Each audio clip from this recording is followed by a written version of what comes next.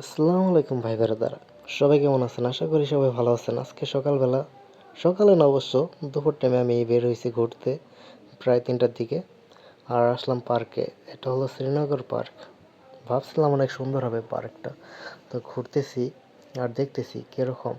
অতটাও জিত লাগে না, কারণ সবই প্লাস্টিক। এই যে গাছটা দেখতেছেন, ইজ্জত প্লাস্টিক পুরাই। দেখছেন গাছের ডান্ডি মান্ডি কাইটটা কি একটা অবস্থা।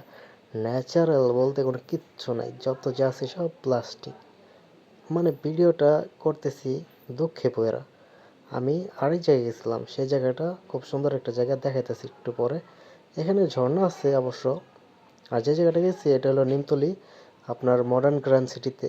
পার্কটা এত সুন্দর, মানে বিশাল বড় একটা পার্ক, সব জায়গা লয়া, আর সব ন্যাচারাল গাছ, লাইটিং, মানে দেখতে এত সুন্দর। রাত্র হলে যা জোস লাগে।